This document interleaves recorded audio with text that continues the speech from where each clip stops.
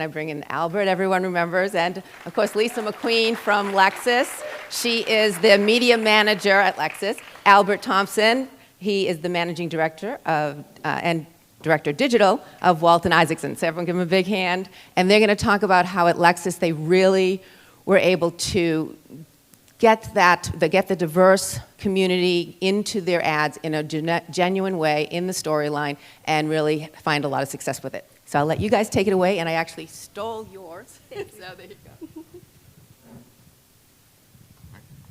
Morning. How's everybody doing? Good, good. So before we get into it, I'm going to allow my esteemed client to introduce herself, and then I'll go into mine. Hi, all.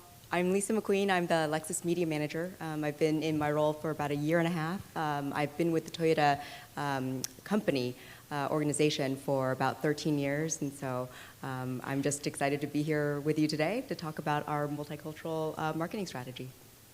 Sounds good. So, Albert, I've actually been on the business 14 years, so well, I'm kind of the historian, as I like to tell people. So this is really about us sort of opening our playbook a little bit, which I know is a bit unconventional, but this is going to be more representative of sort of the fireside chats Lisa and I have pretty much every week. So I think it's very indicative of what the partnership is and looks like.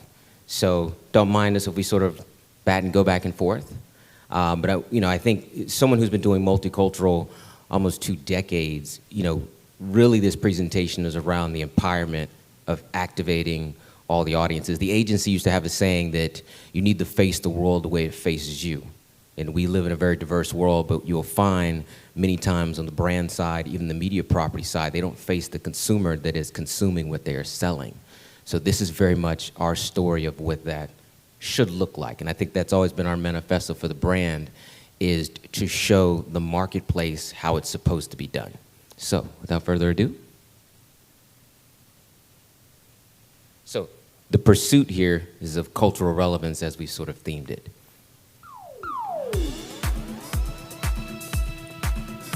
Music is this language that touches everybody's heart.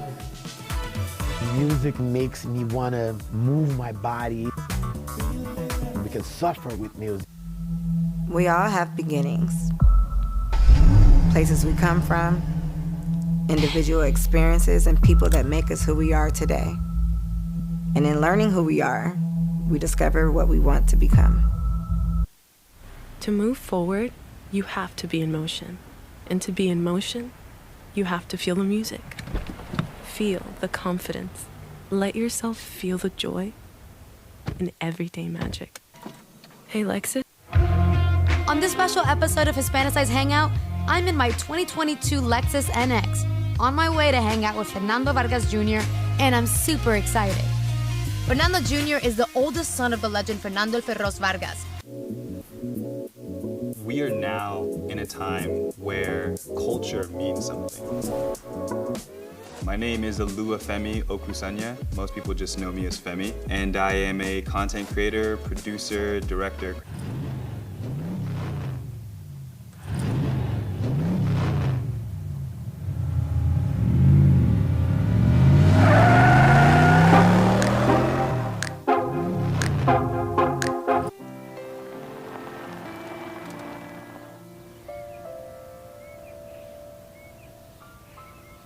Hey, Dad, why are you always talking with kids at schools and stuff? You always hear giving back a lot. What that means is you want to take your time to help someone out. And what I'm doing today, and really all the time, is helping kids with that. Because everybody doesn't have a good role model. Thank you.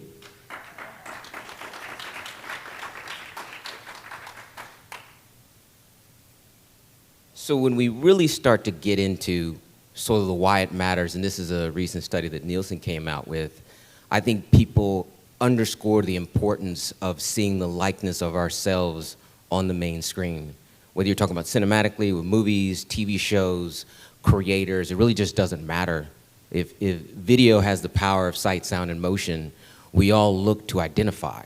And I think that's the biggest thing that we've always looked at in a representation. I know, for Lisa, who is Korean, this is a conversation that's very intimate to us, but it means so much when you talk about building affinity. I think one of the things we always talk about is, you asked me, is how do we create desire? Everybody's trying to crack the code for how do we create desire for Lexus as a brand? And maybe you can share with the audience where a lot of that sort of genesis comes from, that mindset.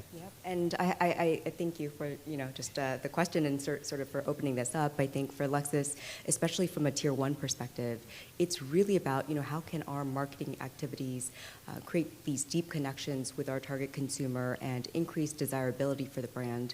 Of course, we have our normal media KPIs, and we're absolutely laser focused on achieving those objectives. But overall, we want to make sure that we're connecting with, in this case, multicultural consumers.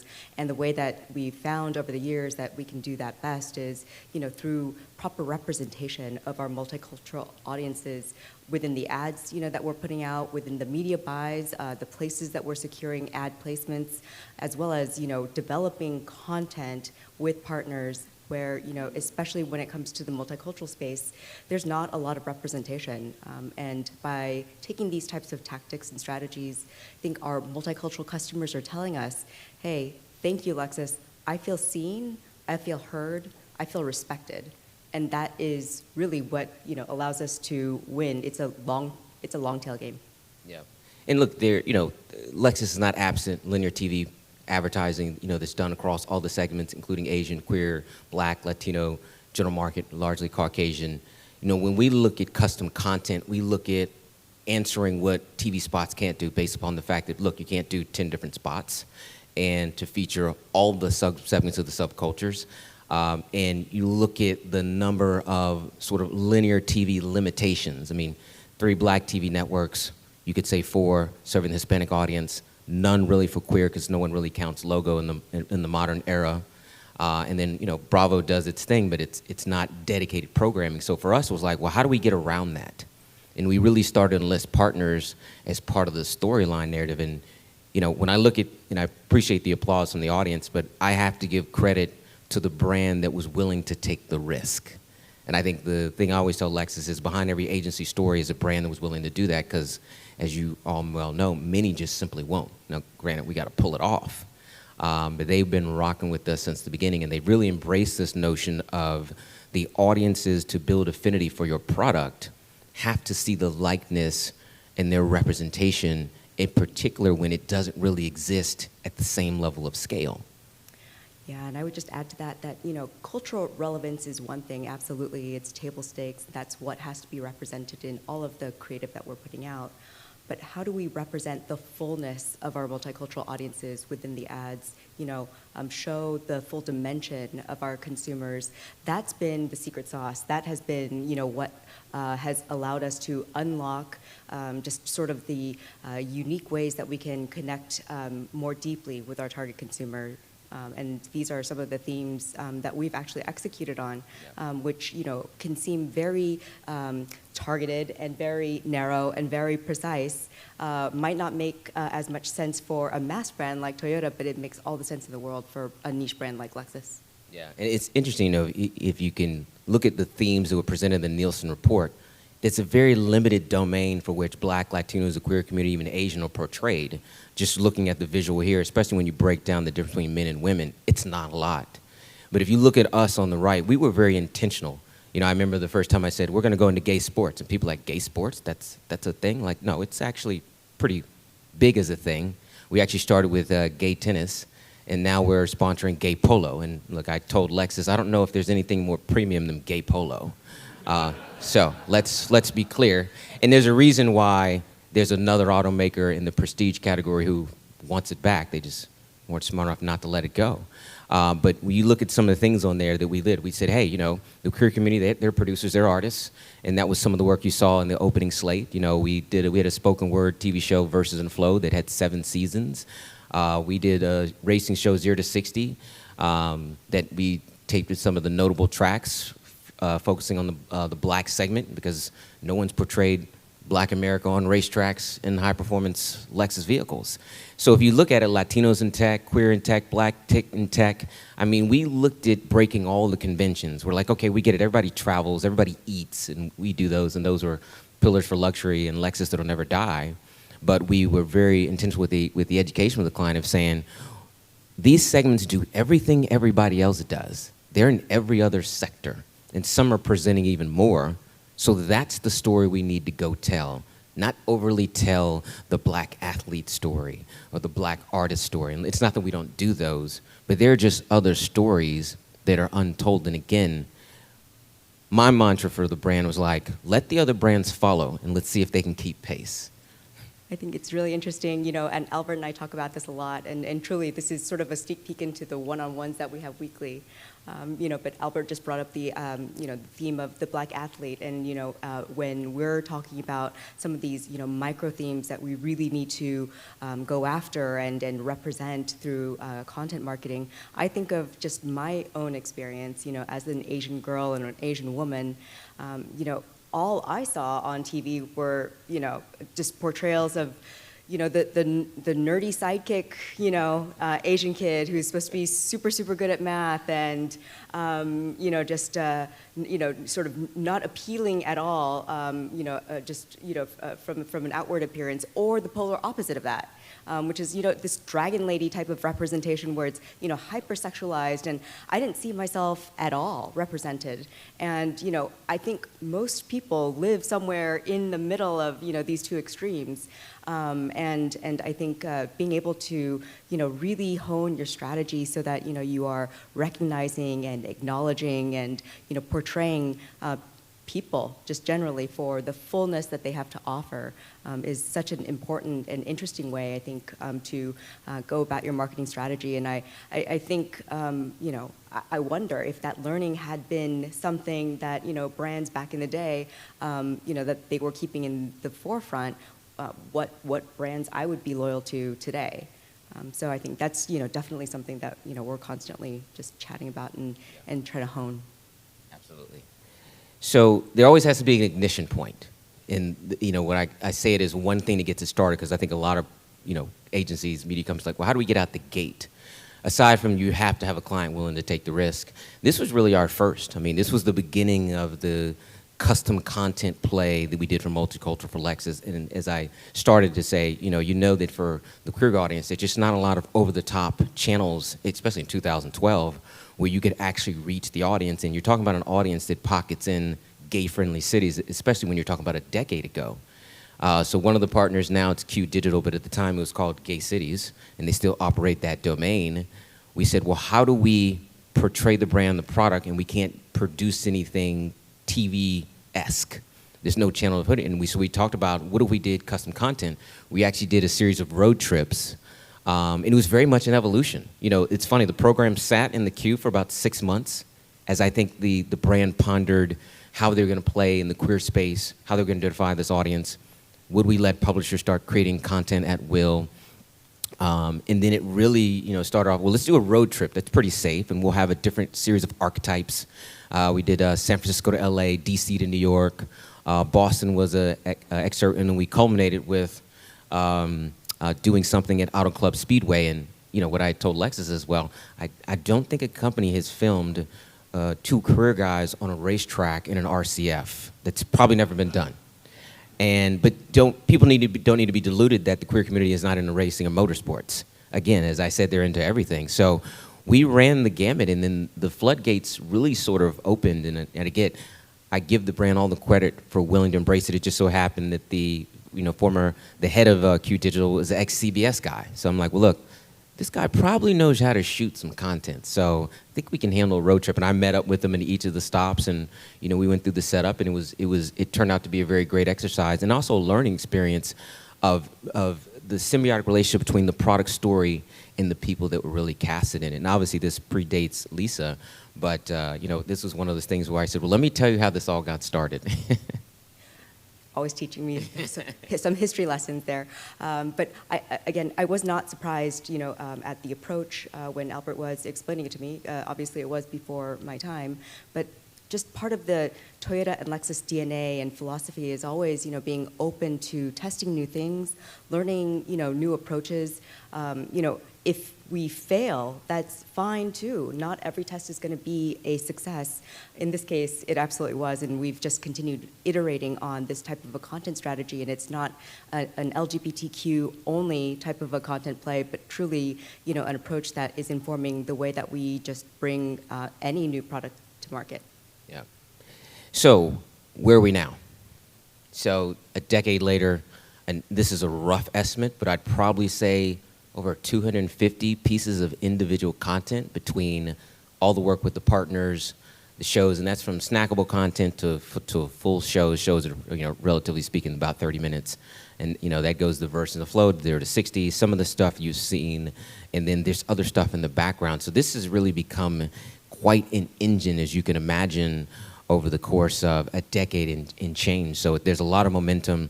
And I think what's amazing is partners are excited to work with us to create 251, 252. They see what their competitors are doing, as they say, and they're like, well, look, we want to do something cool. Like, we don't want to just run banner ads. We don't want to run just display.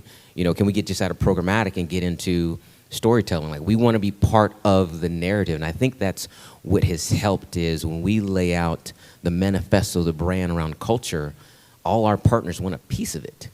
And then the ideas just accelerate, and then we're running into a backlog where we have ideas sitting. We just don't have enough money to fund them all at one point. But eventually we get to all the narratives, and that's a great problem to have. And when us in the brand gets to pick and choose, like, who has the better one of the similar idea? And I love what you're bringing up here, and also the just the volume of content that we have to serve up. It really allows us to serve personalized ads that are truly customized to each of our target audiences, lifestyle interests, passion points, and that creates a deeper engagement between Lexus and our target consumers as well. Yeah, what Lisa basically says is, okay, we couldn't do this in the spot. It hit the cutting room floor. And I'm like, okay, we'll just pull into the custom content program. We'll blow it out. And I say, that's a good idea.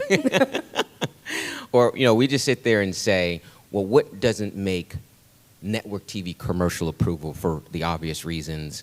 But do you want to get into that narrative because piece? Or you start to find out the value proposition of the product, something emerges later that you can't go back and correct in a spot. But if we do it in a custom content program, now we have the solve and the answer for it. Or we're like, okay, that wasn't the universal theme for all the segments, because all the agencies have to have some alignment. But we can say, well, this is very specific or passionate to Latinos, the queer audience, or the Black audience. We need to lean into that. And we can do it that way and still get it done and make sure we don't miss the mark with the resonance. Deeper, richer connections. Absolutely. So, hold on just a second. So really quick, these are all the partners. So I don't want you to think it's 4 or 5 of them. It's almost all of them. They're even some of our TV partners we've done with between, BET, Univision. So, but again, a lot of the work we do with independent companies that, just want to produce a scrappier idea around the product. So I give them, again, all the credit.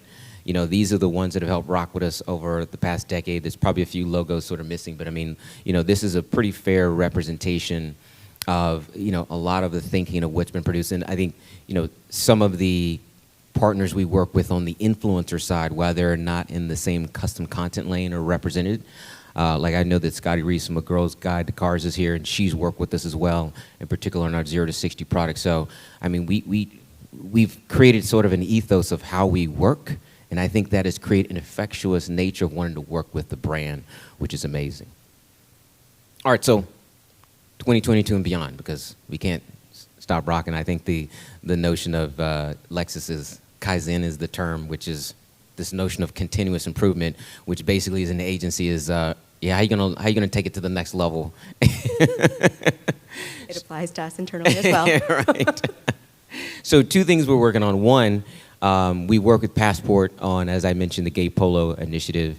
We're going to sponsor it again going into April, but we're actually going to pair a top queer Twitch streamer to not only attend the Gay Polo event, but also bring live into the mix. So we're actually going to basically live promote part of the Gay Polo League event. It's not been fully developed, but I think, maybe you can explain a little bit of the Twitch partnership, because that's gaining steam, and then I'll wrap it up. Yeah, the Twitch enhancement is actually something that Albert and I, we were just kind of brainstorming and ideating on during one of our one-on-ones, and the idea was, this event is fantastic. Lexus is the premium luxury auto sponsor, but really, it's such a sort of localized type of an activity, and, while we get a little bit of extra love outside of the Miami market, what can we do to really give back to the community, reach, a broader group of LGBTQ audiences and allies, and we thought video is the perfect way to do it.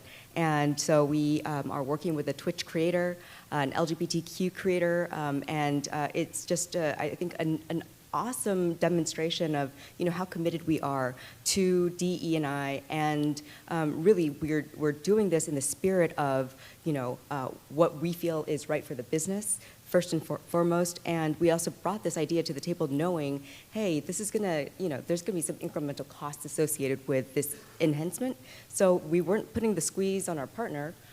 We came up with incremental funding to support this enhancement idea. So just a little sort of sneak peek behind the curtains of what sort of goes on in the Lexus WI world. Absolutely, and then the one on the right, this is in partnership with Prisa and Merit Station, which was in the video with the IS. So they came to us, we use them on the CTV side, but they actually came to us and asked, would you want to do some value add around South by Southwest? And I'm like, look, let's look at Merit Station that focuses on gaming. There's a lot of gaming metaverse initiatives, the sessions we talked about. That's very much the theme of this year's South by Southwest. So I said, look, let's get an influencer. And the woman we're going to work with is a YouTuber and Twitch streamer, Latino, Mexican actually. So they will be covering South by Southwest presented by Lexus. And again, when you start to think about DE&I, there's two ways. And the Lexus way for us is beyond the master brand of Toyota Motor Corp has been more strategic. It's like, okay, well, we know that DE&I is needed in gaming. We know that sexism and racism exists in gaming. Lexus' way is, let's enlist minority gamers. Let's put them at the forefront. Let's include them in our programs to elevate their prominence and importance, to show other brands, well, this is what it looks like beyond the DE&I rhetoric. This is how you put them at the forefront and integrate it into marketing programs, so the value proposition has changed and you sort of change the narrative. And again, I give credit to the brand for entrusting us, but again, the way we look at it is there's a bigger solve behind it, but the way we're going to present it in market is the way a luxury brand should play in the space, which is different from what the parent company of Toyota Motor Corp would play around a DE&I conversation.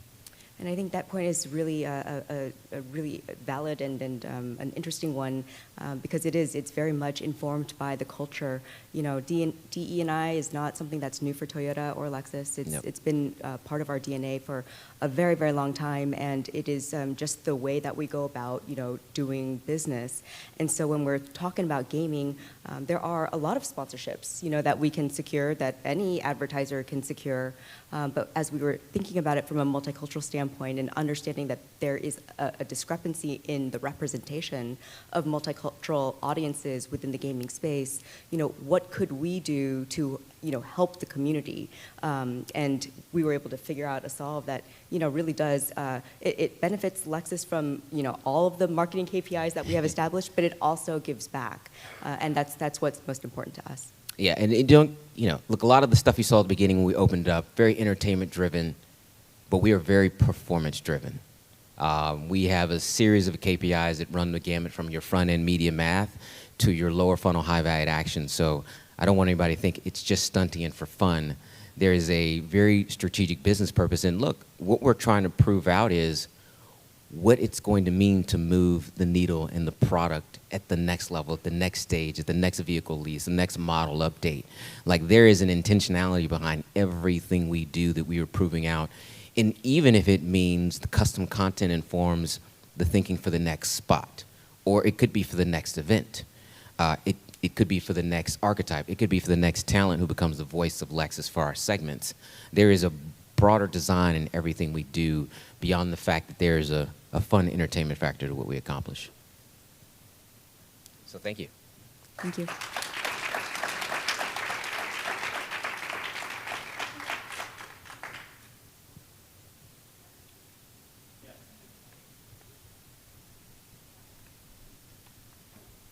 No? Yes. There. Someone just had their hand up. Hi, I'm Lindsay. I'm at Material here in Austin, and I'm the media director for the Pods business. I have had a hard time kind of convincing my clients to, and this is not just specific to the one I'm on now, but over the years, that it's important to make creative in language and specific to the audience that we're trying to speak to. And it sounds like you guys have been doing that for a good long time, speaking specifically to the audience you want to connect with. Have you seen over time, like, ROI prove out on these kind of efforts continuously, not just kind of the first time around, but over the years? Yeah, I would say we've seen an incredible increase in market share against all of our multicultural priority target audiences as a result of having in-language creative as well as in-language buys.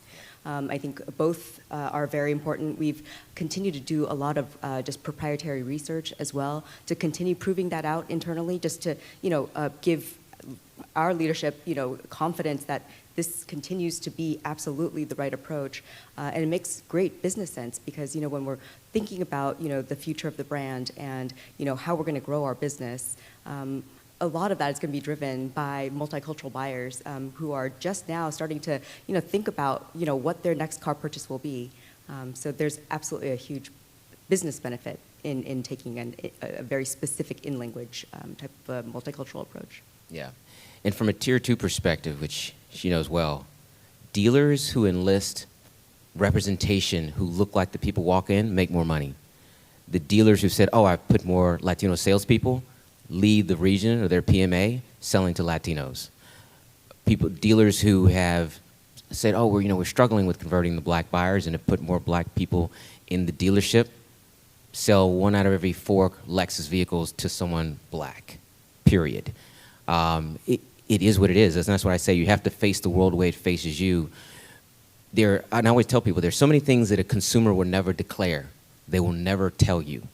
It's the bias built in, and it's the subtle cues that they pick up on that makes them make a decision very, very quickly. So you have to be very deliberate and intentional that you want them. So the language, the cultural relevance, and the people that when they walk in that reflect who they are matter, or you just aren't going to make the money. And we've had time and time again, and I mean across the country from Los Angeles to New York. It's probably the reason why Miami has always done so well, because they tend to better reflect an international marketplace because they've gotten it for so long.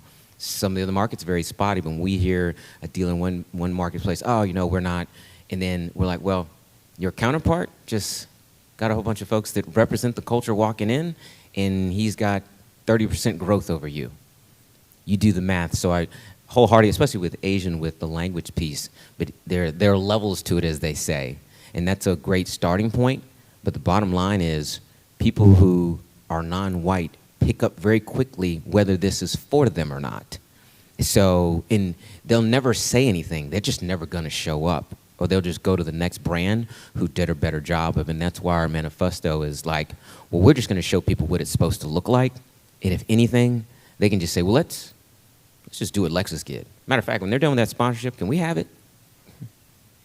I will also just add that we've done some additional research where there has been hypotheses in the past where you take your general market work and add just more diversity to that work, and might that be sort of meeting a business requirement? And what we have found is that approach it works, but it definitely doesn't drive results until you also have in-market, in-language, creative, as well as media buy to complement, the changes that you're making to general market. Okay, well, thank you guys. That was awesome. A great presentation. Thank you. Thank you. Appreciate it.